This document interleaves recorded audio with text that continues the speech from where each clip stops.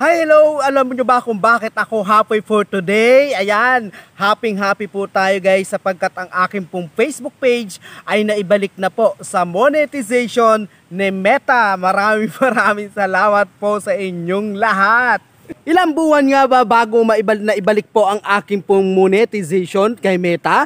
Sinasabi po nila na 90 days and 3 or kaya 3 months. Hindi po yun totoo. Ito po ang totoo yung aking pong sasabihin ngayong araw na ito.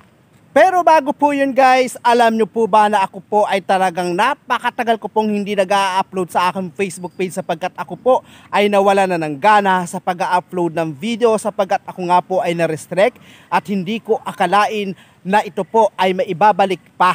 Ayan. At alam nyo po ba na ilang buwan, ilang araw, ilang buwan, ilang 2 weeks po ako na talaga naman pong parang ayaw ko nang mag-vlog, parang gusto ko nang tumigil, parang gusto ko nang i-delete ang lahat ng aking pong mga video sa aking Facebook page sapagkat ito nga po ay na-restrict ni Meta sa loob po ng ilang buwan nga ba. Yan po ang ating abangan po sa aking pong papaliwanag sa araw po na ito. At isa pa guys, alam nyo po ba na kahit po na balik na po ang ating monetization at wala na po yung ating pong restricted, pero ito po ay hindi pa po agad-agad po mag-i-earn po ng ating pong mga video sapagkat ako nga po ay talaga naman pong nawala.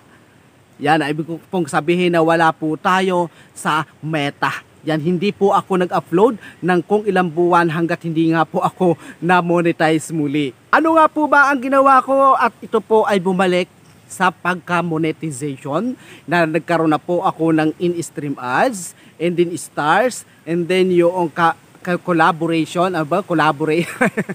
Yan, 4 po yon and then lahat po ay nakuha ko na puwera lamang po sa live. Pero okay na okay ako doon sa video ko. Nagkakaroon na po ito ng ads at ito po ay nag-uumpisa na po muling kumita. Yan, mag-uumpisa na rin po tayo ng pag-upload sa aking pong Facebook page. Ilang buwan nga po ba bago na ibalik po yung aking monetization?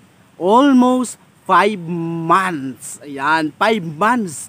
Biruin mo yung guys, super tagal at napakadaming araw po at linggo po ang dumaan po sa aking pong Facebook page na hindi ko po talaga naman pong wala na.